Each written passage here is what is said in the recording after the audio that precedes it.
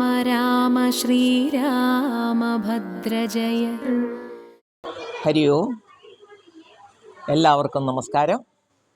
ഇന്ന് സംപൂജ്യ സ്വാമിജി ചിന്മയാനന്ദ സ്വാമിജിയെ ഓർത്തുകൊണ്ട് ഇന്നത്തെ കർക്കടക സന്ധ്യയിൽ രാമായണ മാസത്തെക്കുറിച്ച് 2 വാക്ക് പറയും.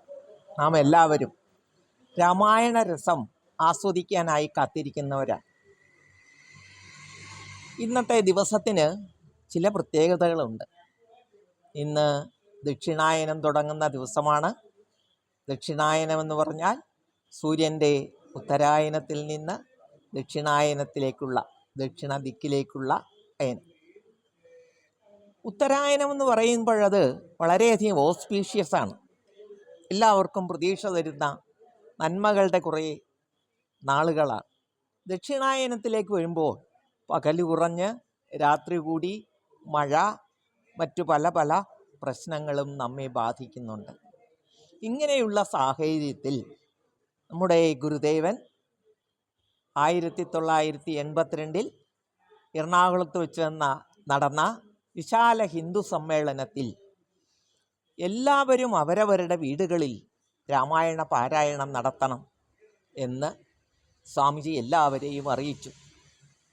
അന്ന് മുതൽ എല്ലാ വീടുകളിലും രാമായണ പാരായണം നടക്കുകയാണ്. ഇന്ന് അത് 82 നടക്കുന്നതെങ്കിൽ ഇന്ന് 2024 വളരെ ആഘോഷമായി, വളരെ പവിത്രമായി, നല്ല രീതിയിൽ കേരളം മുഴുവനും വേണ്ട, ഇന്ത്യ മുഴുവൻ രാമായണ പാരായണത്തിലേക്ക് നീങ്ങിയിരിക്കുന്ന സമയമാണ്. എന്താണ് ഈ രാമായണത്തിൻ്റെ പ്രാധാന്യമെന്ന് നമുക്ക് തോന്നാം. എന്താണ് ഇതിൻ്റെ പ്രാധാന്യം? രാമായണമെന്ന് പറയുന്നത് 3-4 കുടുംബകഥകളാണ്.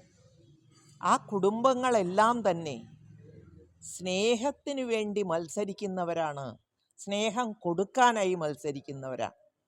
അയോധ്യ രാജാവ് ദശരഥ രാജാവിൻ്റെ പത്നിമാർ 3 പേരാണ്, മക്കള് 4 പേര്.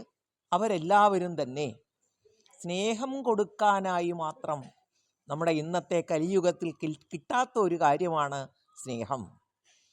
അത് പ്രത്യേകിച്ച് നമുക്ക് അതിനോടൊപ്പം തന്നെ പറയണം, എല്ലാവരും ത്യാഗികളാണ്.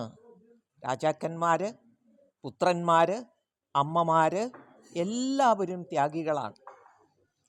രാമൻ വനവാസത്തിന് പോകണമെന്ന് തീരുമാനം വന്നപ്പോൾ മുതൽ ആരാണ് മുന്നേ നിന്നത്?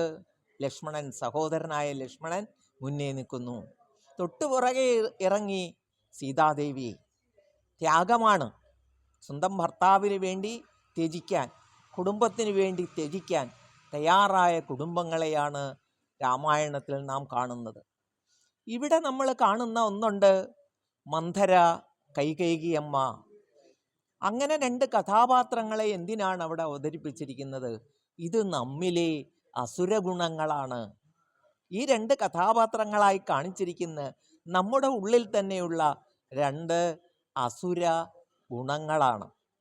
ഇവയെല്ലാം നീക്കി നല്ല രീതിയിൽ സ്നേഹം കൊടുക്കാൻ ഉള്ള കഴിവ് നമുക്ക് ഓരോരുത്തർക്കും ഉണ്ടാവണം.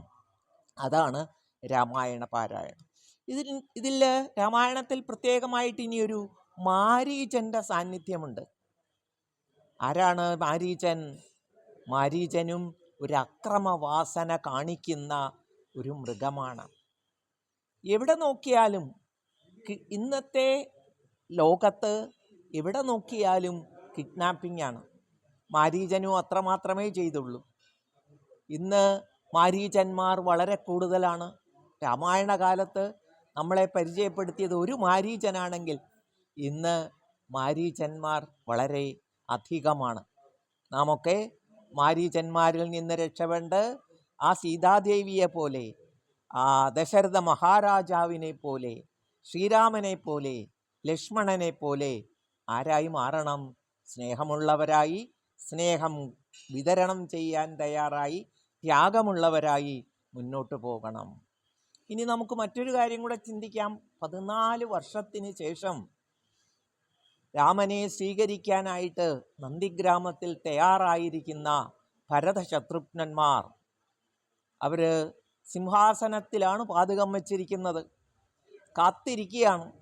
കൊട്ടാരമെല്ലാം വളരെ സന്തോഷമായിട്ട് അണിയിച്ചൊരുക്കി ജ്യേഷ്ഠനെ കാത്തിരിക്കുന്ന സഹോദരന്മാർ ഒരു കാര്യം കൂടെ അവിടെ ചെയ്തിട്ടുണ്ട്.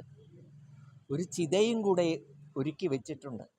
നേരത്തെ പറഞ്ഞിരുന്നു, ജ്യേഷ്ഠൻ എത്തിയില്ല എങ്കിൽ, 14 വർഷം കഴിഞ്ഞ് ജ്യേഷ്ഠൻ എത്തിയില്ല എങ്കിൽ ചിതയിൽ ചാടി ചാകുമെന്നാണ് പറഞ്ഞിരിക്കുന്നത്.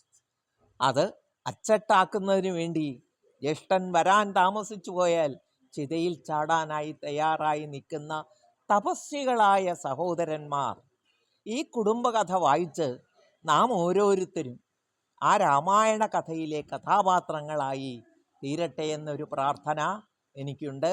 എല്ലാ വീടുകളിലും രാമായണം വായിക്കണം. ഇത് ചിന്മയ മിഷൻ്റെ കോട്ടയം സെൻ്ററാണ്. രാമായണ പാരായണം കഴിഞ്ഞതിന് ശേഷം ഞാൻ ഇത്രയും സംസാരിക്കുന്നു. ഹരിയോ, എല്ലാവർക്കും നമസ്കാരം.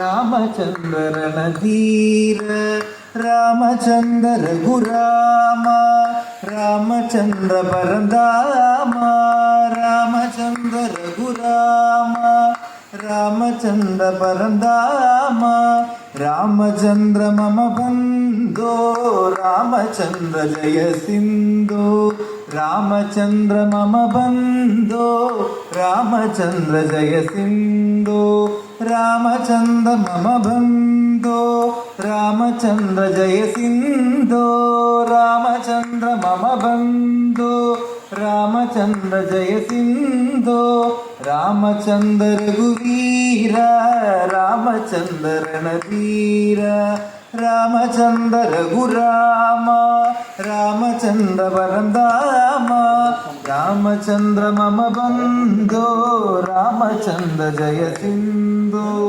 രാമചന്ദ്ര രഘുവീര രാമചന്ദ്ര രണധീര.